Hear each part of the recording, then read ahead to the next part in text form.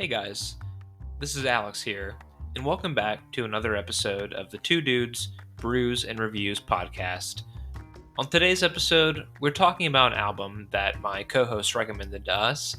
It is 2005's B by Common, an underrated record by an underrated MC. It's a fun conversation as always, so I hope you guys enjoy the show. The only thing I have to warn you about is there are several technical difficulties that we face along the way. So if there are any awkward cutoffs in the conversation, they can be attributed to that. So other than that, if you enjoy the show and like what you hear, we hope that you subscribe to the podcast and leave us a rating. Other than that, I hope you enjoy the show.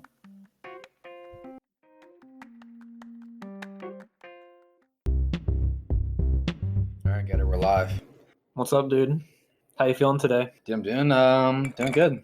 We are about to dive in here to B by Common, the album that I picked on the last podcast. This is the first album that I've suggested, actually, now that I think about it. That's true. This is a good suggestion from me.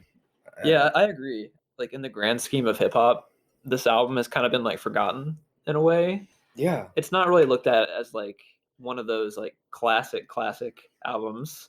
I love the face that you just made when you tried to drink. I didn't try it yet. I just smelled it. So I guess for context, today I chose to make old fashions instead of picking a craft beer to try out. We still have craft beer, but this is We got some Trotwood and some Yingling in the fridge right next to us. Yeah, so for the old fashioned, literally just Knob Creek whiskey, some simple syrup and bitters, and ice cubes. Very simple. Don't be afraid to try. I'm not afraid. I'm trying right now. That's gonna be tough. At least it's not that much liquid. No, it's not that bad. It's It'll get better as it gets colder too. yeah. It's just that first drink's kind of spicy. Yeah, it was really. It's like if you're taking a shot and you had to sip on it. It tastes like Jaeger to me Like Jaeger. because of the bitters. The bitters definitely like smell like Jaeger to me, but I Yeah. think once they're in the drink, they don't remind me of Jaeger anymore. Hmm. That's just me though. It's really spicy though. Mhm. Like my tongue's still burning. It's gonna be rough. That's right. It's the only one you got to drink tonight. That's right. I'm gonna enjoy a nice, juicy, citrusy, fucking Trotwood lager. Nice, crisp, refreshing one. So I always try to come up with these like convoluted reasons for why we drink what we drink on that particular show. Mm-hmm. And I was thinking old fashions they're classic, they're simple, classy, Yeah. and Common in the grand scheme of hip hop is kind of your old wise like sage like figure, you know? Sage. I like it. He's like kind of wise sounding. Yeah, you know? he is for sure. So I was just thinking like a classy drink for a classy rapper. Yeah, I agree. When you said that we were going to drink old fashions, I already knew the direction you were taking it. Oh yeah. Just because I have an intuition of you. Also, I think I know what you're suggesting, but I doubt it's right. But I'll tell you what I think after you suggested it. I don't even know what I'm suggesting yet. All right, good. For real. We'll let it unravel later. The drink will speak for me at the end of the show. That's the best way to do it. I feel like I always ask this question when we talk about music, but what's your your history with Common? You big fan? Well, I actually discovered Common, I would say probably like 4 years ago, maybe. I remember watching a Twitch stream at the time. I was really into like playing Destiny on like the PS4 and shit, like 4 or 5 years ago. And one of the streamers I followed on Twitch, one of his playlists that he would play on his streams from time to time was like classic hip hop, and Common came up, and I think the first song I heard was like The Light. And then I remember the streamer, like he was like responding to the chat or something, being like, yeah, Common's like dope as fuck. And I was like, okay. So then that like led to my expanse of like, yeah, it's kind of random. Probably would have never discovered him. I feel like there hasn't been an opportunity to like shown upon me. I don't know. He doesn't feature very often, I feel like, anywhere. No, not really. He really doesn't. And I feel like he may be like, he's not like a huge mainstream. Yeah, I feel like he may be either like confined to the time of the music he made. Like I feel like he doesn't get brought up very often. I think the only media outlet that would like, or form of media that would show me Common would be like Dave Chapelle. And obviously we'll get into that, but like I feel like there's no other rapper that really like like references Common, or like there isn't many people in the media that like reference him at all. Mhm. Even though I feel like he probably laid like a pretty strong foundation. He's had a weird career, kind of. Yeah. He's been around for like 30 years or so, probably. Yeah. And his like career has had ups and downs. Like he still consistently releases music to this day. Mm-hmm. He just came out with a record this year, actually. And I like it. Yeah, I know that you've been listening to it. I haven't had much of a chance to dive into it, really. I'm not all that familiar with like the grand scheme of the Common discography. I think B is probably the record that I'm like the most familiar with. In preparation for the show, I actually went back and I listened to Resurrection, and I think it's called Like Water for Chocolate, Yep. or something like that. Mm-hmm. That's with the lights on, yeah. I listened to those for context, and they were good. I mean, they were good. This one still sits as my favorite out of what I've heard. But yeah, so my fandom of condom, interesting. What do you use? Freudian slip, I think. No, my my fandom of Common is just random. Yeah, like I was introduced to the B back in the day, and he was featured on like The College Dropout and Late Registration, and that's about as far as it went with him. I feel like the way you started off with like saying that he's like a sage, that is so true. Like he just seems like a genuine guy from like what I can tell.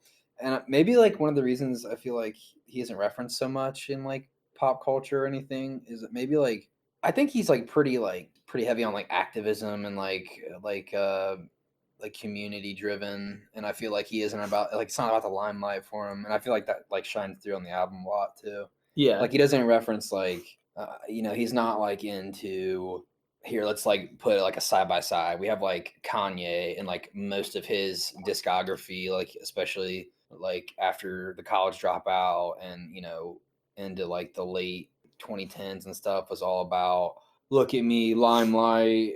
And then you have him comment on contrast of like it's about the city, it's about the people. Yeah, it's so I feel like he doesn't like put himself like on this throne like compared to other rappers. I agree with that. Yeah, his career is weird, man. He kind of reminds me of like Chicago's version of like Nas or something. Yeah. He's got like one or two really big albums. His other albums don't get as much recognition. Like Nas, like everybody's like talks about Illmatic. Yeah, or like Empire State of Mind. Yeah, that song. But like that was enough to like cement his legacy into hip hop for like ever. I think Nas came out with a record this year too. Yeah, he did. I think it wasn't that bad. I didn't listen to it.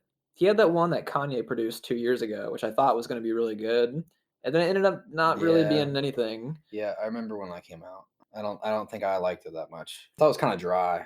There was like some anti-vax bars on the record too that I couldn't get behind either. Yeah, that'll get you the old anti-vax. It kind of kills the vibe a little bit for me. All right, do you want to hop into the first track here?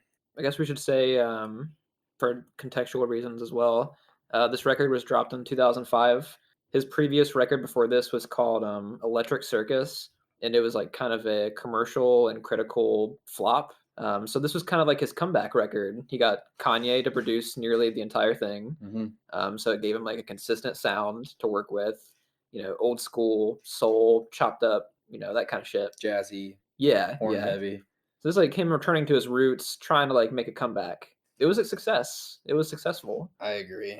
Let's just preface that the intro may be one of the best intros ever recorded. I'd have a hard time disagreeing with you on that. The track itself is the primer and like the prep and the glue that like brings all the elements of the album together in an intro. Yeah, it's got the bass, the strings. It's like a stand-up bass or something. Yeah, it's like an old school, like, that's what I'm saying. like playing in a jazz band type bass. Yeah, and it's it picks up. Look at those like synth lines that come in, and then it's just dude, it's the best. Every time it comes on, it gets you like it gets me so hyped up and primed. It's a lot of like interesting sounds like coming together because like the stand-up bass is really old school, and then you have like the synth that comes in that's super modern. And then you have like the sampled like the boom bap hip hop instrumentation that jumps in too, and they all like they feel like they're all products of like a different era, but they all mix together like so well. The way they build it up is really excellent too. That's what I'm saying. Like You ever know like that classic snowball rolls down the hill, rolls into a giant snowball or something? That's the kind of like That's a good metaphor for this. that's what I feel like it is. It brings in elements and it just builds upon each other really fast. I definitely agree that this is like one of the best intros. Not just like in hip hop, but maybe like for a album opener like of all time. Yeah, Maybe. I agree. Because it is so uniform for the whole album, and it's like kind of short and sweet, and it's one of my favorite tracks because but it's also the intro and it's pretty short, but it's still one of my favorite tracks on the album. You know, it's a great track when it always leaves you wanting more. Yeah, Like I'm like, damn, I want this song to go like 3 more verses or something. I wish the song was 8 minutes long. Some of the lyrics, the first 3 lines is, "I want to be as free as the spirits of those who left." I'm talking Malcolm, Coltrane, and my man Yusef. Through death grew conception, new breath, and resurrection. Like Malcolm X, John Coltrane, and then Yusef is a childhood friend. Okay, I didn't know that. So I thought maybe Yusef, as in, God, I gotta look him up. I don't want to butcher his name. He was a musician. I think But yeah, like an like unfortunate death or something. like a John Lennon era. Oh, really? Yeah, he was like a folksy. I feel like if I looked him up on my Apple Music, I probably could find it really fast. But I like the flow that he uses on this track. yeah, This is kind of I wanted to say a common theme, pun not intended at first. that's hilarious. He always raps like kind of like in the pocket, like in a off kilter way, sort of. Like he never takes the most obvious like rhythm direction when he raps. Like it seems like he's kind of like off kilter. I don't know. Like, I feel like that kind of like sets him apart. He's like really spoken word. Yeah, it's poetic. Yeah, yeah, exactly. He's like a lyricist. It's really it's like classic hip hop, classic rap, because he's not. Obviously, it's because of the time too, and like the way his style developed through the time, like that he was making hip hop. It's not like he's using a bunch of samples. Like it is indicative of his style though, because I've been listening to Jay-Z a lot lately, and even Jay-Z uses like a lot of samples that are like kind of like known. I don't know, like almost kind of corny, kind of cheesy. Hard Knock Life, shit Yeah, like that. stuff like that. That's what I'm getting at. Like this is like standard, like laying the beat down and like rapping some poetry over, which is like some of my favorite type of my favorite type of rap. Yeah, So yeah, it's I agree with that. like the whole like since the album's called B, I feel like these last 3 lines on the track kind of like encompass the album, like in some lyrics. It says, "Explored the world to return where my soul begun, never looking back or too far in front of me. The present is a gift and I just want to be." Yeah, I feel like this is like indicative of the whole album and like the theme across. I want to live life. Yeah. like and exist. Because obviously it comes across like extremely thankful throughout the album and like honoring his city and stuff and like honoring, I don't know, like his upbringing, like his way of life.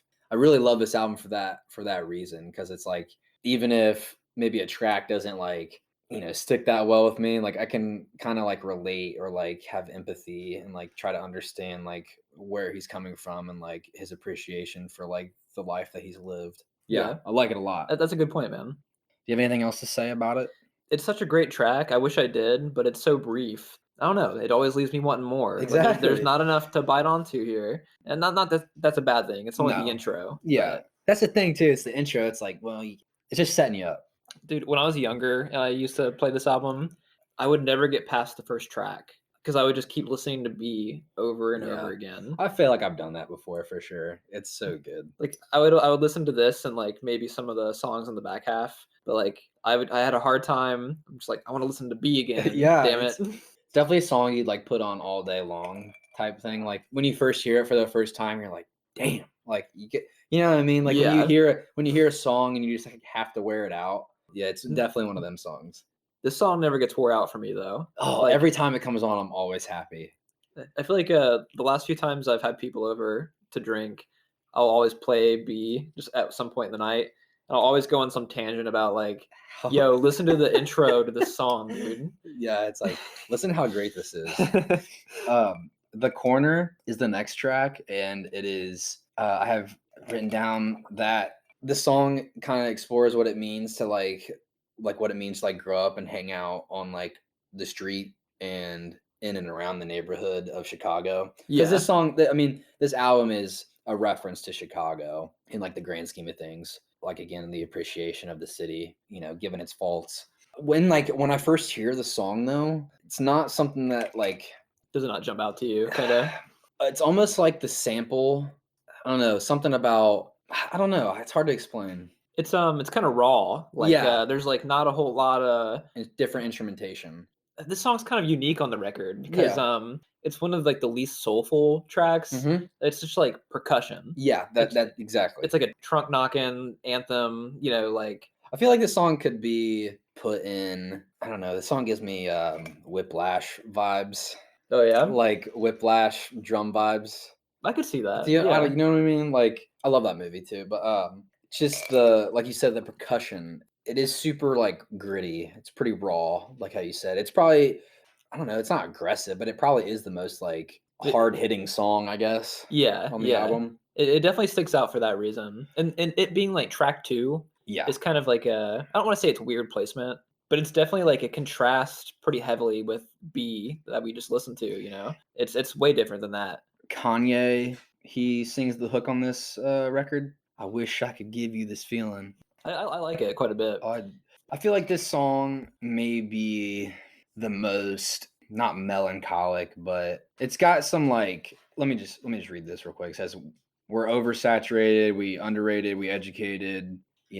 Yeah, The corner was our time when time stood still. Gators, snakeskins, yellow and pink, collar blue." Profiles glorying them. I thought this was a sample that came from something else. Mm-hmm. I did not know this was like originally like recorded just Yeah. for this track. I'm not familiar with the Last Poets whatsoever. I'm not either. I imagine they are here we go. Last Poets, a legendary spoken word group that is considered the godfathers of hip hop. I would say like this is like they're probably like early hip hop, like 80s, 70s, like kind of that original. Is it weird that hip hop is such like a young genre? They can still feature like the godfathers of the genre on tracks. That's like true. in the modern day. That's like the only godfather of like I guess pop. I don't even know. Like Beatles, like not you can't obviously it precedes them. I mean, they were influenced by pop and shit that's too. true. Paul McCartney is like the last like standing of that era, I feel like. Oh, Bruce Springsteen is like rock. I mean, so is the Beatles, but they have like their psychedelic rock era. Yeah, Springsteen is kind of like blue collar, Yeah, like a Jersey boy rock. maybe Bob Seger, but like Bob Seger ain't featuring on nobody's fucking track. That's for damn sure. Yeah. I mean, Bob Seger is kind of like I don't want to diss anybody that likes Bob Seger, but you're on a boat. he's like dad rock or something. Yeah, you're on a boat in a lake, and Bob Seger is the glue that holds your family together. And you're drinking a Michelob Ultra. Drinking a Michelob, and yeah, perfect description of Bob Seger. I thought you were gonna say Bob Dylan, not Bob Seger. That was an unexpected reference. I saw Bob Dylan. Yeah, Bob Dylan's pretty old school too. But shit, he's still alive too. Yeah, he is still alive. Is it Jimmy Fallon? Doesn't he do like impressions of like Bob Dylan and like Bruce Springsteen? I wouldn't be surprised if he did. I think he does. I've seen his impression of Tom Petty, and it was pretty good too. Jimmy likes to party. We should have Jimmy on the podcast. I heard he's quite the drinker. I've also heard it's a hush hush, don't talk about kind of thing. He's gonna send us a cease and desist letter. Yeah, he's gonna send us a fucking "I've got your balls in my hand" letter. I don't know. I feel like this song helps expand on like the imagery of and the setting of like the album. Black church services, murderers, Arabs serving burgers. As cats with gold pennants, they move bags as herbalists. The imagery is pretty detailed and yeah, just like talking about all the walks of life in the city, The furnaces where the money move in, the determined live. We talk shit, play lotto, buy German beers. It's so packed with action that it's affirmative. I like that line. I love that line. That's too. a good line. Yeah. It always sticks out to me. Like if I get lost for some reason, like not paying attention to the lyrics, when that lyric hits, I'm like, nice. You're brought back into the song. Yeah, absolutely. But I do like the song a lot. Not like one of my favorite tracks, but I'd always like appreciate it if it's on. It's not one of my favorites either, but I mean, by no means a bad song whatsoever. No. But like Go is, I think this was a single. Yeah, it was a single before it came out, before the album dropped. I don't like this song is also not one of my favorites, but I do like it too. I think this one's okay. Okay, good. I'm not alone. It's kind of weird. It's a track with Common, Kanye West, and John Mayer. Now, you know me. Admittedly, like I'm a huge John Mayer fan, a huge Kanye West fan, Yes, you are. and you get three of these artists on the track together, and it's just okay. Although to be fair, John Mayer doesn't have a whole lot to do No. on this one, really. I don't know. It's not. Yeah, you are. It doesn't do a lot for me, but I do like the whole premise of go, move quick. And on the count of three, everybody run back to your fantasy. Yeah. Yeah, It's a nice hook. I mean, like I do like it. I think the thing that irks me about this track, listening to Common rap about sex is just like kind of awkward, in my opinion. Well, maybe I might have to retract my previous statement of him being like a goody two shoes rapper, like at the beginning of the podcast. But I mean, Well, he's yeah, not they're really breaking that image. I mean, like everybody raps about or sings about love in some yeah. form or fashion. But some of the metaphors he uses on this track, I think, come across really awkward to in the me. bathroom, sweating with her ass up. Oh God, I gotta find it, dude. Thought it would last forever, but Like- forever move faster. And oh baby, she liked it raw, and like rain when she came, it poured. Ah, that's funny. There are other rappers that can make a line like that work, but like Common has this like everyman kind of voice. Yeah, yeah. it is a Hearing little him deliver awkward. it does not work for me. Well, it's not like he's like. It feels a little out of place. Like you said, he feels like a sage, like a wise old man. I don't want him to be like, I don't want him to be like a bad. You don't want Common hoeing around. Exactly, but I don't know. It's not that out of place. It's not like we're like knocking the guy for wanting some ass, but like I think, I mean, like the instrumentation and stuff in this track is nice. I mean, it's got that airy kind of like jazz vibe to it, kind of like returning back to the vibe that B set at the beginning of the record. Yeah, I don't know. This one, I don't ever listen to it on its own. It doesn't really work for me that well. yeah, I mean, I agree. It's not very soulful, and like that's some of my favorite parts of the album. I don't know. I think the song to me it feels like a fast pace, like you're balancing life, girls, the hustle, like what it feels like to like be moving quick through the city and like everyday life, like feeling like the days blend together type deal. Yeah, that A makes little sense bit. to me. I mean, a little bit. Just from like like you said, the instrumentation and like the insert of like go like after every like almost damn near every line. I mean, it feels like we're just trying to move along. Genius says that this was the most successful single off of this album. Yes. Back in the day, I never heard it on the radio. Like it says right here, it says it didn't crack the Billboard Top 40. Piss break. All right. So, Faithful. I guess we should probably say that technical difficulties cut off our conversation. So Yeah. And it was a beautiful conversation, and this is the second time we're talking about this track. it'll be lost to the ether, so it's okay. But we agreed that I cannot handle this old fashioned. Do you want me to finish it for you? Yeah, I do, because I'm a puss baby. Oh, that's all right, man. Let's just say during the banter that we had is that we figured out that Getter's a real fucking man because he can drink old fashions and I cannot. But You give me too much credit, but I'll take it. you're a fucking animal. Don't worry about it. I'm cracking a Trotwood Lager though. This is the second time it has made an appearance in the podcast, so that's how you know I love it. It's pretty good stuff. It's- I'll have to drink one it's- here in a little bit. Yeah, for sure. I cracked the Yingling, so Oh, damn it, dude. I'm so mad. Not mad. hey, technical difficulties. It happens. It's happened to us before on the show already. Dude, it's a part of the show. It's ingrained. Well, we got to talk about Faithful again because I'm a dumbass. Like you said on the Kanye one, it's a summary of our summary. We agreed that Faithful is probably one of the better tracks on the album. It's my favorite track because it explores what it means to like be a man and have to deal with like lust, even if you already have a perfect good woman. It explores of like, what if God was a her? That's one of the lyrics.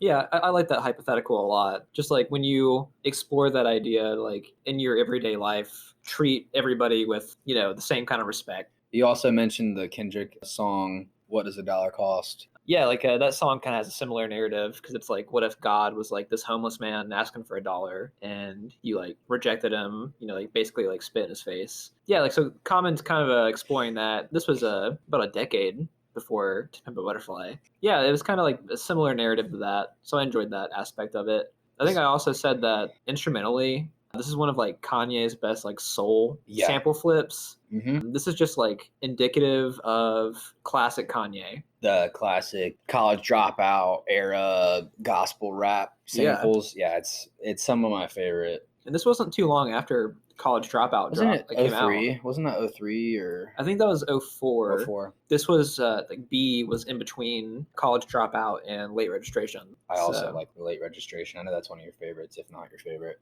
yeah, it's my favorite Kanye. I like this song specifically because it is so soulful, and I think some of like the lyricism is some of the best on the album. It also touches back to like it's kind of just common rapping poetry, and then it's cut with a little bit of the chorus is cut like very chipmunk rap. You know, faithful to the, and it gets higher and higher. What is this track sample? The sample is "Faithful" by Kevin Santos. I'm not familiar with that. I am not either. We probably could look it up after the podcast. I'd be kind of interested, actually. I was like going and like retracing the roots of like what a song samples. Because sometimes like especially Kanye, dude, he pulls some weird shit. Yeah, he's pretty good about flipping things that are like not obvious. Mm-hmm. I don't have a whole lot more to say about this track really.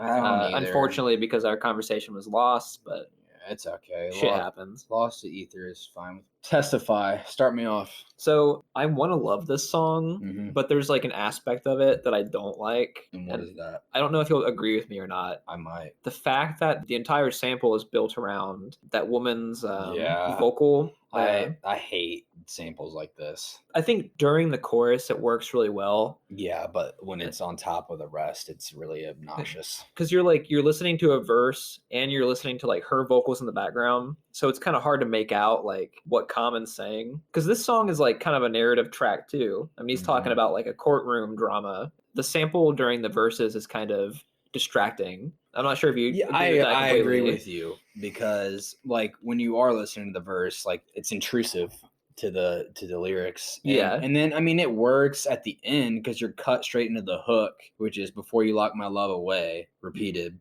And like it works then. It gets kind of obnoxious like the longer you listen to it, and it's not something I return to. I usually skip this track just for that aspect of the song. Like if I'm throwing it on, this song is getting skipped. Like you said, it's obnoxious, but I still like the narrative of it. Maybe if like my brain was better at focusing on like the one on Common's verse instead of the background vocals. Just the fact that it's like a story, it's a narrative track that you can't hear the narrative to it. Especially if like you're just throwing an album on to listen to it, you can't always hook on to everything. This song on the album makes it extremely difficult to hook on to like the lyrics, just because of the sample being intrusive and kind of like abrasive. What do you think about the narrative on this track? I like it because it's interesting. It shows you that side of like crime in a courtroom drama. Like the dude's like on trial for I think the song says gun possession and murder. Most of the verses are just kind of talking about like physical details of what's happening to them, like like her knees buckle, like she's crying to the prosecutor. Like it's not really going into a whole lot of like detail regarding like the crime itself. You get at the end of the song, you realize that the guy's getting hustled because it says the court awaited as the foreman got the verdict from the bailiff. Emotional outburst, tears and smeared makeup. He stated that he was guilty on all charges. She's shaking, looking like she took it the hardest. At a spin artist, she brought her face up laughing. That's when the prosecutor realized what had happened. All that speaking her mind, testifying and crying. When this bitch did the crime, the queen pin. It's like nice little twist. Yeah, at the end. It's kind of funny. Like you go from faithful, like respect and honor a woman, and then it's like they'll still stab me in the back if you're not careful here, guy. It's kind of funny. A little bit of a flip of his I don't want to say morals, viewpoint he was having on the track before this. Yeah. Well, because nothing is like black and white. It's like there's shades of gray for every issue. Yeah. I don't know. Like I was kind of like trying to think of like what his point was from this song. I don't know. I don't think there is like a huge like. Is it just supposed to be like a song with a narrative that has a twist at the end? I think so. Because they're really like, even if you're on like we're on Genius right now, so like even if you look on Genius, like there isn't a lot of description. It says a song, like it's just one contributor though, but it says song about a woman hustling her husband. Like it's what it is. It's probably not helpful that Genius came along long after. Yeah. Like when you go back to like you want annotations on classic hip hop tracks, like nobody's really filling those in. Yeah. You go to a new song, then there'll be an annotation for every lyric. If you're out there and you understand lyrics to old hip hop, please annotate it on Genius for us dumber folk. That's right. For us white folk. Love is also one of my favorites on the album. This is one of the songs I had to listen to again. Like I've been listening to this record for like probably since high school. I'm 27 now. This is one of the songs I'm not familiar with before we did this deep dive for the podcast. I mean, I'm not the most familiar with it, but upon like listening to the album many a times, like before we had to do the podcast, like it's one of the songs that stood out to me a lot. Like I'll read the contribution from Genius. It says, love is Common's view on how love was seen in the hood as a young child through adulthood, which it kind of touches, the song kind of touches on like even the hardest of men can like show love in certain ways. There is love shown in like greedy ways and stuff. Even if you think someone maybe they're not that emotionally intelligent, or like they're not like that willing to like verbally tell you how they feel, like there's still ways that is shown. Because it's kind of ingrained in society to like it's not masculine to show affection, sort of. Which I agree. I think like in 2020 maybe that's kind of falling to the wayside a little bit. Yeah, I'm sure it's like been challenged like in modern time, I feel like. Yeah, definitely. But I mean, like him writing a song about that and 15 years ago. When I listen to it, I don't feel like it's 15 years old though. I don't either. I think it's dated well. Can I also, like, this is a sidetrack, but like the album cover is really like just like a close up on Common like smiling, and I feel like it fits the album so well. It does. I love the color palette they use on the album cover too. Yeah, something about it. This is one of the tracks produced by J-Dilla. I think there's only 2 tracks that is produced by J-Dilla. Yeah, and you probably can touch on this more than I can. I'm not as familiar with J-Dilla as like some hip hop like hardcore fans are, and that's my fault. I've only listened to his record Donuts, which is his most famous one. But for those of you that don't know, J-Dilla, he was like an up-and-coming beat maker. He was kind of gaining traction in the mid-2000s, and then he unfortunately passed away. I think he passed away in 2005, not long after this record was dropped. Kind of reminds me of like a new Habase, like Nujabes. I actually don't know how to say his name. I don't think anyone does, and I think that's okay. I always call him Nujabes. Or like Nujabes, or our buddy that used to work at Dominus with us used to call him Nujabes or something like that. Yeah, Nujabes, and I was like, that don't sound right. Any way you say it doesn't sound right, but if you know who he is, then you know what we're talking about. You know what? It's funny, that guy passed away, unfortunately, at a really early age too, just like J-Dilla did. He's really influential. Like he was a Japanese producer, and he was pretty influential, and he did a lot of soundtrack work for like certain animes and stuff. Like he did Samurai Champloo, which is I didn't know that. He did the soundtrack to Samurai Champloo. It's like a super funky soundtrack for like a feudal Japan samurai-esque anime, which I've actually never seen it, but I know enough and I've heard enough to know what it's about. I think it's kind of interesting. That sidetrack there, but like it's kind of weird when people like make music and they die, like XXX, for example. Like he's kind of one of the more recent ones that like died early before, like, I don't know, like his music had to stay around for a while. He was like in the middle of his fame. His run was cut short. I'm not a fan of him, but I mean, not either. Are you going to say like it cements your legacy when you die early? Yeah. Kinda. It does. We've seen that like throughout any decade. Yeah, like Amy Winehouse and like Nirvana, Kurt Cobain, exactly. Jimi Hendrix, they all died before 30. Speaking of which, you showed me a song a couple days ago by Little Sims, Flowers. Yeah. That's in reference to like Kurt Cobain like dying early stuff. Yeah, there's Jimi Hendrix references on that track too. Yeah. It's a really good song. Yeah, if you're listening to this and you've never heard of Little Sims, great female British rapper. I don't know, look out for her. I don't know how big she is now, but she might be bigger in the future. Yeah, I really like that song. The instrumentation is pretty unique on that one for sure. Okay, we gotta talk about Love Is. Coming back to it, it's kind of like trying to explain like love can be shown in like different ways, and it's like since maybe the city can be gritty at times, like you can kind of try to look for love in certain things. Like on the street, love is hard to see. Got to reach that frequency. Loving you is loving me. Just like the positive, like I don't know, like I feel like on this record, Common just like spreads positivity, and this is like a track really exemplifies that. Yeah, for sure. Yeah, you know what love is, even found on the ground where thugs live. My man had to dig deep for his, couldn't sleep because on the real he had 5 kids. It's like I really like this song just because super authentic. I really like the direction the album takes, and I feel like this song keeps it on track. I can't say this is like one of my favorites on the record, but I think it has one of the best hooks. I agree. It's definitely like one that like ever since we listened to it earlier, it's been stuck in my head. I really like this album, if you can't tell. Yeah, you recommended it. I know. I'm such a sucker for good rap. We can move on to Shy City. To be honest, I don't know if I have a lot to say about this one.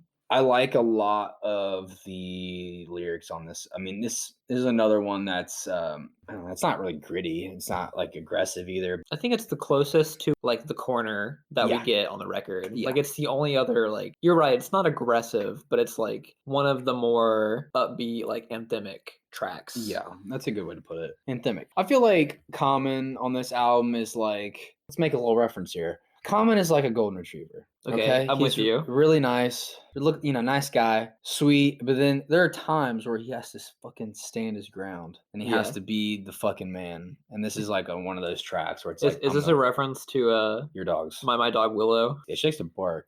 She's our most prominent guest on the fucking podcast. She likes to make an appearance every couple 20 minutes. We haven't had any human guest features on here yet, but I want to get Nick on here. oh, Nick Hogg. Yeah, I want to hear him talk about a movie that he would want to listen to You know, or watch. Max from work really wants to feature on here too. He can't. It's impossible. It's impossible. He's a young boy. We can't let him do that. I will not provide alcohol for a minor. I will say that. I also will say that. I don't like being that guy, dude. I Yeah. don't. I don't want to be the old guy providing alcohol to, I don't either. like a 19-year-old. Don't get me wrong. I had that friend. Don't get me wrong. But like, I always We all did. I drank with him though. That's the thing. I didn't like just have him get me alcohol. It's like, hey, Yeah. you get us alcohol and we'll hang. We all found somebody when we were younger. But I wasn't the partier though back then. So I guess I didn't have like that. Hey man, will you buy me my friend's beer? Yeah. It's like I didn't do that. We weren't into that. I wasn't a drinker until I was 21 already. Yeah, I'm the same. I mean, I was not a fan of getting drunk back in the day. no. I mean, I'm not the biggest fan of getting drunk. I like it sometimes. I mean, I like it when we do this podcast. I like it. I don't like paying the price for it. But I like the lyrics on this. It's I rap with the passion of Christ. Cross me. I'm just trying to go. Neighbor cross me. Yeah, that's right. Yeah, I don't know. Like that's his first line of the verse because the hook comes in. It's like, and you say Shy City, and we don't stop. It's I like the hook on this track. I do too. I feel like Kanye kind of like holds some of the songs up by like contributing with the hook and stuff because he only has a few verses like littered throughout the album. Yeah. And so I feel like he kind of helps the album lift up to like that level of like greatness. Well, he's so involved in this project. I mean, up until this point in the track listing, he actually hasn't had a verse. He's done some like backup hook, work, but that's really about it. He really shines through on the samples too. Like you hear this album, I think of Kanye for sure. I like this song because it's just, I don't know, I feel like he's living his early days of living in Chicago. I don't know, it's pretty intense. Like he just talks about like the ghetto and stuff. When we listened to this earlier, we both had a good laugh at the line, I slap a neighbor like you and tell him Rick James bitch. Yeah. Which, another Chappelle show reference. Rick James bitch. Oh, that's funny. Right before we get into the Chappelle show track. Right after this. We can hop into this Chappelle show track. This song, it's live. Yeah, taken right from the TV show itself. Uh-huh.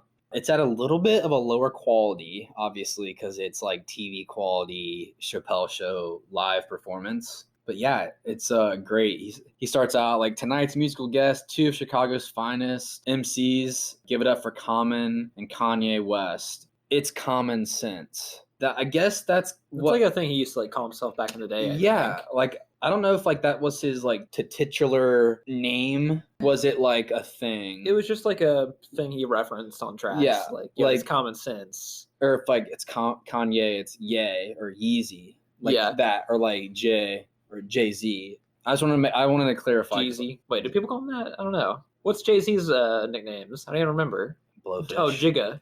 Jigga. Yeah, that's right. Yeah. I don't think people call him Jeezy because there's a young Jeezy. That's a thing already. But I like this. I walked in the crib. This song's so good.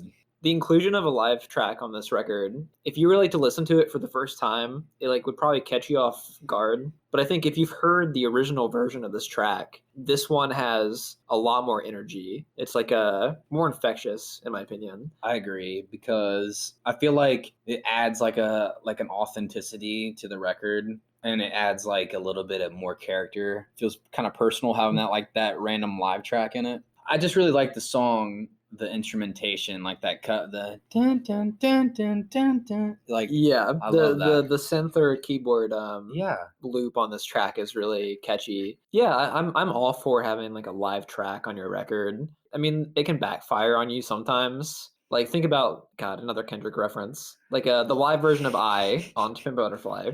This is gonna become a meme for us. yeah. Like that shit works. Yeah, you it know? does. Yeah, because it's at the very end, and it works because it's putting the artist up on a platform. It was like having someone introduce you kind of adds a little bit more of a Showtime, showstopper type vibe to it. Like, Yeah. I don't know, it feels like you stepped in the room. It's and like having the audience there, like applauding and stuff, is it just adds character. Have you ever seen the video of this performed live?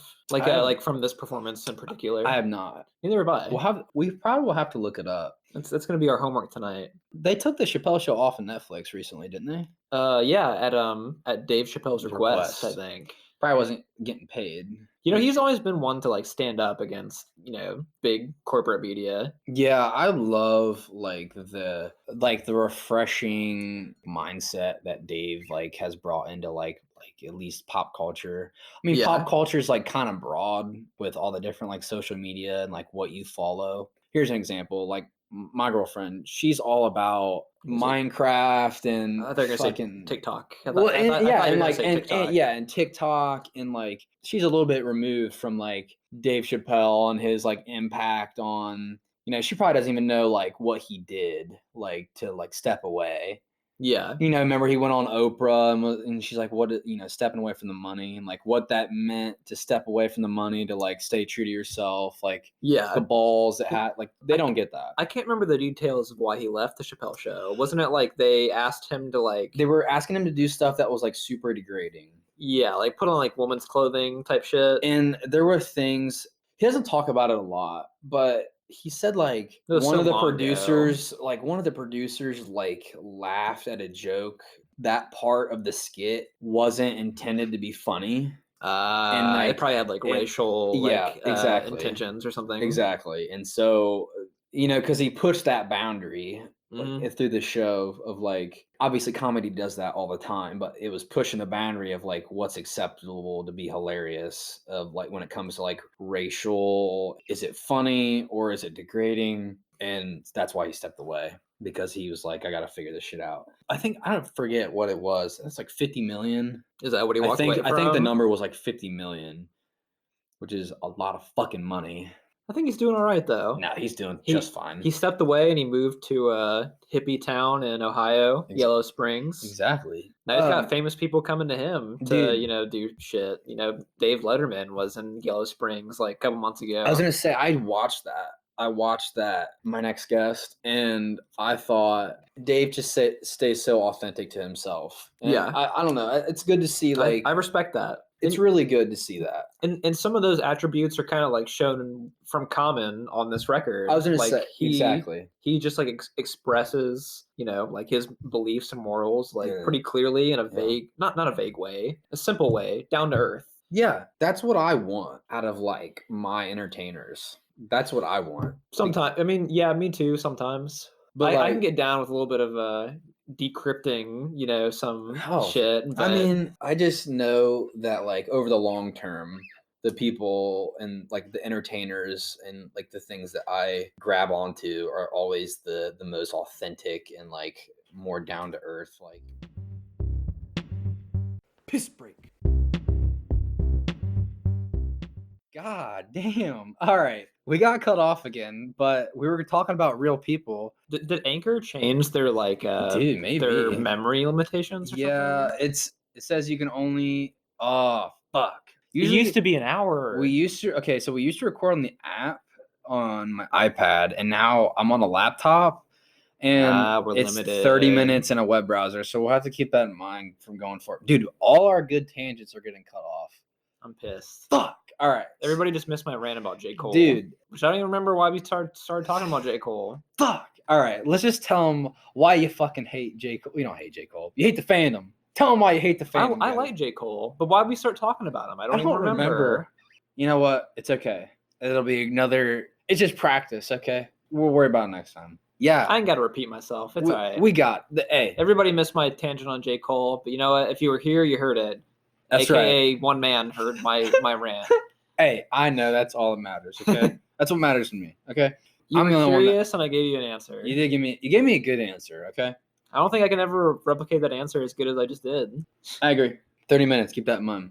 So I have no traction of time right now. Are you serious? All right, we were talking about real people though, and fuck, I don't remember. I did say this track is the jazziest. It is, yeah. It's got the most horn instrumentation, like out of all the songs. It is kind of anthemic at times. Maybe I shouldn't say that. I think the food was. Sorry, I'm losing my train of thought because we're all fucking all over the place. We probably should talk about the song anyway. We didn't really talk about it during the whole J. Cole rant. Yeah, this track's about like discrimination. I mean, like there's like lines like "Watch me as the cops be trying to pop and lock me," just like what's it called, like racial profiling. Yeah, kind of like touches on like themes of that. The way they treat blacks, I want to snap like paparazzi. The line "trying to reverse the slave's mind and insert the brave mentality," like the way that like racism has been changed in modern times. Like it's not like so overt like it used to be. Yeah, it's been changed up to like not just like institutional racism, like through police and stuff, but like the mindset that society can like put in people's minds. Well, we were kind of touching on like Dave Chapelle before, like when we got cut off, and he's kind of helped change the narrative of like we're not bound to like this image of like being put down. Like we're still like people, and like unfortunately, like we've been like put in this box. He's one of those people that definitely has been prominent when it comes to like standing up for himself, even in the face of $50 million. Yeah, he like turned down that money. That's admirable. Yeah, because I don't know if we mentioned it like when we got cut off, but he like was standing up for what was right. Like he was getting put down in a way that like was kind of touchy when it comes to comedy. He turned away from the money because his like the producers and like people were putting him in this direction that he was no longer comfortable with. You gotta know your worth, man. Yeah, this song is very it does touch on like the like racial profiling and like being put down by the system and stuff.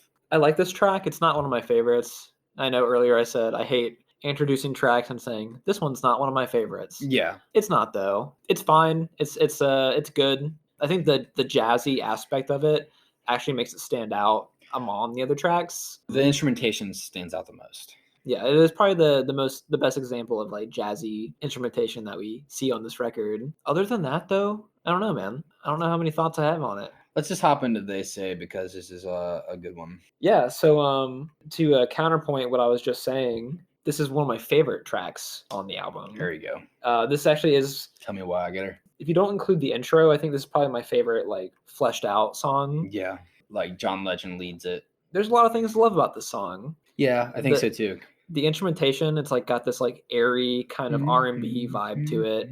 It kind of has the same vibe that like Go has. I don't know if that makes sense to you. No, it definitely does. Like it's got the same synth sounds, all that kind of stuff. But I think the drumming on the song is like more like it's in the pocket. It's more rhythmic. The John Legend hook really sticks out to me. I've always had the opinion that like when Kanye features on other people's tracks to do a verse, he's usually kind of bad. This is good. This is one of his better features. I agree because one of my favorite lyrics on the whole entire album is the sweet taste of victory. Go ahead and breathe it in like antihistamine. Glad you said that. Perfect. Also, when he says, "My best friends worry about me because they know when you're famous and you have made cash, the media aims at us and you be up so high if you ever fall off. Feels like a plane crash." I like that line a whole lot. Well, I feel like Kanye has lived that. Yeah, like he was like this is before that. He was like telling his own future, kind of. Kanye has always been the one to like struggle with the image of like what he appears in media. Yeah. And like I feel like he's always like a struggle with that balance. He's lost track of himself in recent years, I think, but yeah, I mean, he's definitely like in a different era of like trying to discover like what it means to be Kanye, and like I know he's moved on to like making like Christian gospel music. yeah. And that'll be like probably one of the last eras we get of Kanye, and like that'll probably be like his image going forward. You never know though. Kanye might switch it up on you. I wouldn't be surprised if he just like did whatever he wanted after this, for real. Well, like maybe when he's in his 60s, he'll like be a bad motherfucker again or something. I mean, like his next record could be like filled with fucks and Yeah, you know, you never know. cursing and whatever. Also like the line, I know they can't wait till you add you a deal. Look how they did D'Angelo. Ask him how does he feel. I introduced you to music by D'Angelo, didn't I?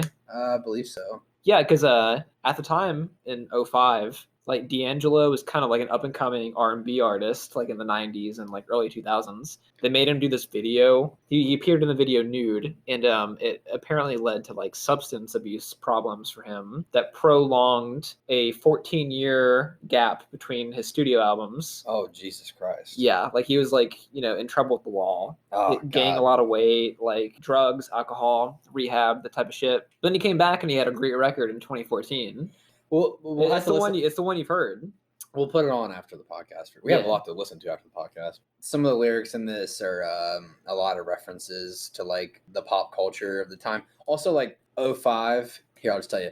Play chess in this game of pawns and knights. Now I claim king like Don or Frank White. Like Don King, like the promoter and stuff. Like I love the references like in this era. Yeah. Because like boxing at the time, like I think Mike Tyson, like one of his last fights were like in 03 or 05. Dude, I watched that fight. Did you? Yeah, it was fun. It was fun because since they like I believe it's Mike's company that like put it on, or like at least was part of the promotion. It was really cool. Like obviously like there wasn't like a crazy amount of action, like no one got knocked out or anything, but like it was really cool to see like the change in Mike Tyson, because I thought like once he returned to boxing he may be like a crazy motherfucker again, like an animal, dude. And he looked really good when he fought. Like he looked like he was in his fucking prime again. Like he looked healthy, like he looked fresh as fuck. I'm glad for him. But like when the fight was over and they called it a draw, like one of the whoever like interviewed him at the end, they were like, Mike, how do you feel about a draw? He's like, I'm okay with the draw. And like I was expecting him to be like, fuck this. Yeah, this is bullshit. And like, but he was like, I know it was a good fight. And like, he was like so respectful. It was like so refreshing. I was like, damn, that's so good to see that he's not like reverting back to his old ways and stuff. Like he like hadn't moved past that. It was so nice. Dude, character arcs. Yeah, it was good. I was character so happy. arcs in real life. Dude. Yeah, I was happy for him for sure. I feel like the biggest thing that came out of that, I heard less about Mike Tyson and more about Jake Paul like knocking out some shit, guy. Yeah, I forgot about that. I watched that as well. How was that? Was that bad? It was weird. Like they were both trying to fight, but they were like anytime they would engage like in like any sort of punches, they were like swinging for the fucking fences, and then the other guy got caught and knocked out. It wasn't like really like the best boxing match. Like it wasn't like they were sitting there being methodical. Like they were just ready to like punch the shit out of each other. I think Jake Paul probably has like 2 or 3 years of training under his belt, maybe. Shit, maybe not even that. Did they not announce like a Mayweather fight? Mayweather's gonna fight Logan Paul in February. Is it Jake Paul? Logan Paul, his older brother. Logan Paul fought like KSI, which is like a rapper. I thought he was an NBA player. Jake Paul fought the NBA player. They're both boxers. They're both boxing now, but God. Logan was the first one to do it. Logan's gonna fight Mayweather. I'm pissed, dude. These pussy ass YouTube stars that like everybody hates learn to defend themselves.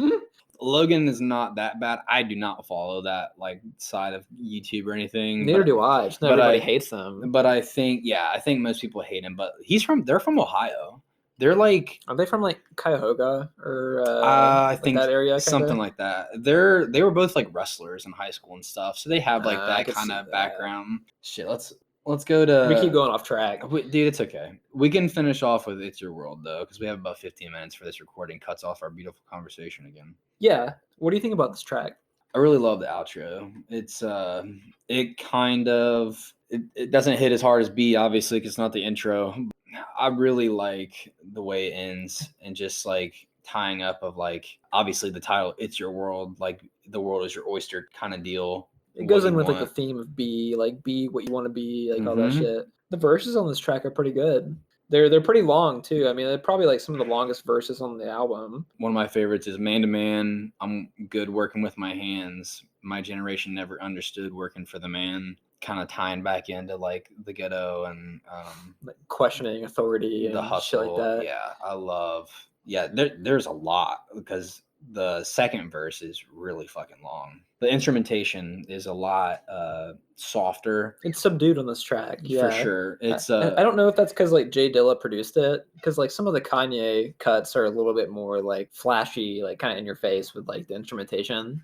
This track is like the instrumental takes a backseat in a way. It's like all about Common's verse. I 100% agree, and it works really well because it's so like you said, it's subdued and it just kind of helps lay the groundwork for him to like get real for a second. I also like how like a majority of this record, like Common has kind of been like pointing out like intricacies of like street life, and like he like kind of expresses the sentiment that he like wants to leave Chicago. Mm-hmm. He says like, my life, I plan not to be on this corner. I still want to see California. Like this is my world. Like Chicago is like, maybe like when he was a kid, he like wanted to leave Chicago. But he wanted to get out. Yeah. Now he's like, you know, I want to make this place better. Exactly. I want to like, this is my world. I have a he has like a duty to like, know, raise it up, you know? Yeah. It's for sure like helps tie the album back to like what it was about.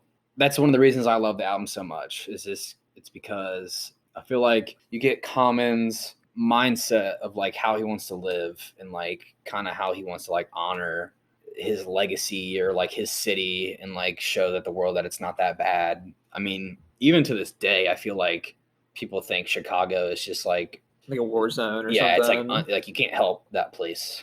Chicago's one of my favorite cities to go to. I've never been. I really want to go. I love Chicago, man. There is problems there. Mm-hmm. I mean, like there's areas of it that are unsafe right now, but I mean, there's a way to get to the root of the problem. Like there's some way to get. It's not like a hopeless situation or anything. Yeah. Chicago is like one of the original bustling large cities of the United States. I don't know. It shouldn't have that kind of reputation. Detroit is the city that I think cannot be helped.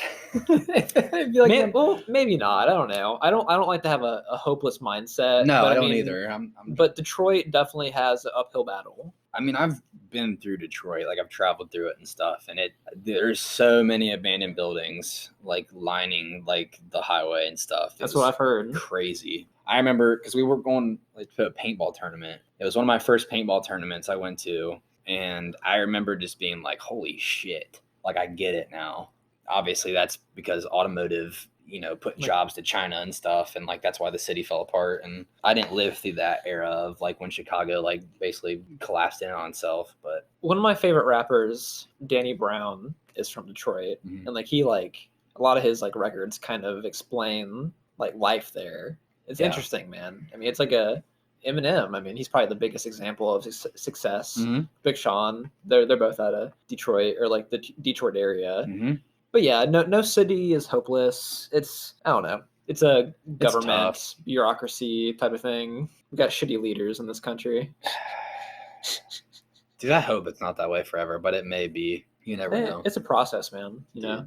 To go back to the song itself, not to go on a tangent about government and U.S. cities that are crumbling. This is the longest track on the record. Mm-hmm. It's about 9 minutes long almost. There's an elongated skit at the end. Yeah, it's a bunch of kids like saying what they want to be when they grow up.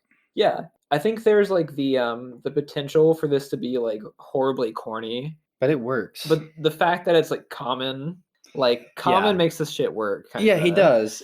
It's like you can't put this shit on like the end of a fucking Jay-Z or like even a Kanye album. Kanye could not pull something off like this. Fuck no. Like obviously he did the old Chris Rock skit at the end of one of his songs. Remember that? Oh yeah. We talked about that. We hated on it because it's a little too long. But yeah, this works because Common's trying to like honor his city, and like I think this helps tie it in with like you got to think about the young people, that'll lead the way later in life. Yeah. But I really like. I Like, mean, all these kids have like aspirations and dreams, and yeah. it's really admirable. Let's just say it says like all these kids are talking and they're like, I want to be a doctor, I want to be a nurse, gym teacher, and then one kid's like, I want to be a duck. Every time I heard this, I was not sure if that's what the kid said. Yeah, it catches you off guard. I'm like, he had to have said something different. Like, I'm missing out on something here. But yeah, going the genius. This kid wants to be a duck. You know what? You do you, kid. Yeah, that's right. It reminds me of like that one. There's a meme going around where they ask this little kid what he wants to be, and he's like, I want to be a chicken nugget. Yeah, and like the kid's like, I like turtles. Like that was a big thing. I was thinking of that too. Yeah. Tangent. This is a insight to what kind of crazy ass dreams I had as a kid. But when I was a kid, we had an art project in elementary school where we had to like paint one of our dreams. Like it was like split like an X, and like each triangle on the paper was like part of the dream. And I had a dream that my grandpa turned into a duck. That's random for me to say, but like dreams are trippy, man. Yeah, it was like a fever dream, bro. Like my grandpa turned into a duck, and I remember bringing my grandparents. That painting, and like they hung it up on their fridge for years. I'm sure my grandma still has it. Yeah. I'll ask her about it next time I visit her. But yeah, they thought they got the biggest kick out of that, and even my art teacher, I remember. I find that amazing, actually. Yeah, I don't know. It's funny because my art teacher in elementary school was my art teacher in high school. Like he moved up to the high school. Same thing happened to me. Yeah, and he always thought that was hilarious, and we used to bring it up when I was in high school too. And I remember to this day, like when we were talking about our paintings in elementary school, he got the biggest kick out of it. Like he thought it was so funny. But yeah, sorry, tangent. No, you're right. But if you're gonna, let's just say, I love this album, and it has its faults at times, but give me a loose 10 out of 10. I'd go solid 8, Yeah, I'm the same way. It's definitely not a 10 out of 10, but I appreciate this album. Yeah, I'm not like the biggest Common fan. I think like this is his best album. I'm not that familiar with like Resurrection and like Water for Chocolate and all that. Maybe I should go back and listen to those records more. But this style is more fitted for me. The whole R&B, soul, jazz, that stuff appeals to me quite a bit. And it's produced by Kanye and J-Dilla, which I appreciate a lot. It's not like an all-time classic, but I think it's underrated for sure. Yeah, I agree. I feel like this album needs some love. Like it needs some attention for sure, and I feel like it might have like gotten lost to like the ether of hip hop. And I really like this album. It's super like warm and bright, and like I just like the tone it sets, and it's like super optimistic. I like that aspect because I feel like a lot of hip hop can be a little pessimistic and a little bit more like thug heavy, and it's a good refresher when like I need like good hip hop to listen to. I agree with that. If you had to choose like 3 or 4 highlights, what would they be for you? Highlights, as far as like we already touched on, like look, B is like one of the best openings to an album. Faithful is one of my favorite tracks because I love like the romantic quality of it, and then the food, I just like that little like touch of like character that it gives the album, like being a live track and stuff. I agree. And I love the instrumentation like littered throughout the album. It's super jazz heavy. It's one of my favorites. It gives it a lot of soul. That's all I have to say about it. I agree with your 8 out of 8. That's exactly where I put it too. Or 8 out of 8. God damn it. 8 out of 10. Piss break. All right, give me that suggestion, bro. So I actually have 2 suggestions. Oh shit. Do I get to pick? So today is December 14th. Part of me wants to talk about a Christmas movie, but I feel like by the time we get together and record the podcast and then release it, it'll be like February. Yeah. So I do have another option that's not Christmas related. I feel like we probably should step away from the Christmas. So yeah, if you want to go that direction, go for it. I think if I do a non-Christmas movie, we can drink Christmas beer when we record it. That's fair. So this is actually something I came up with just now. So for the entirety that we've been doing this podcast, we've been talking about older things. Mm-hmm. Obviously, we're in the year of 2020, and there's not a whole lot of new stuff coming out right now. But there has been a few things that have come out this year. And there's one film I saw this year that I haven't been able to stop thinking about since I saw it. Okay. It's a Netflix original movie. It's called I'm Thinking of Ending Things. Oh shit, like that dark comedy? Would not call it a comedy. Okay, it's not a comedy. Thinking of ending things. This will be different. I don't want to like give you too many expectations for going into the movie, but it's very frustrating. Okay. Well, maybe that'll be different to talk about. Yeah, I think it'll be an interesting conversation. I recommend watching it more than one time. Okay. I've watched it once so far, and I was completely like befuddled after watching it. Okay. I think a second watching would make me like it more. Okay. Because I'm not sure if I like it or not, you know? Okay, that's fair. Yeah. It's done by the same writer and director that did Eternal Sunshine of the Spotless Mind. I love that movie. That's one of my favorite movies of all time. This one's a little bit weirder than that one. Okay, but that'd be good though because we always talk about shit we love. Yeah. So it'll be different. That's We'll what I was change it up. thinking. Like, Okay. it's not something. This is gonna put us both out of our comfort zone. Okay, that's fair. And we'll probably have a lot more to like question about, and like it'll be good for conversation. Like it'd be good to like we won't be able to understand what the fuck is happening. So I was gonna say, What do you think my suggestion was gonna be? like I thought that you would try to do something Christmas related, but not too Christmas related, and maybe not Christmas movie. But I thought for sure it was gonna be a movie, and I thought maybe you might hit us with Die Hard. I thought about it. Oh God, I just knew it had to be somewhere in your mind. I think whenever like me and you are working together, and I'm like, hey, I just saw this movie. Like, it's gonna put it in your mind. Like, Alex might request this for the podcast. Yeah. So I was trying to steer away from something that I told you I seen recently. I had a few different ones for Christmas. Okay. I had Christmas Vacation, Mm. which I love. I watched it last night, and I would like to talk about it in the future, maybe next Christmas or something. Yeah. Another recommendation I was going to do was Catch Me If You Can. I love that movie. Yeah. A lot of that movie takes place on Christmas, like like throughout the years. Yeah. Like Leonardo DiCaprio like calls Tom Hanks on Christmas every year. Yeah. So I was like, there's a loose connection to Christmas, Mhm. but it's like kind of its own movie. Mhm. But we've talked about a lot of things from the mid 2000s. Yeah, recently. we have. Like Kid A and Spirited Away and this record. Yeah. They were all from the same decade. It'll be good so- to change it up, something more recent for sure. Yeah. We gotta watch Tenet sometime soon, me and you, and I know it's gonna release tomorrow on digital. So maybe after this we can maybe return to it. I definitely like want to talk about it because I know that it'll be a lot to talk about.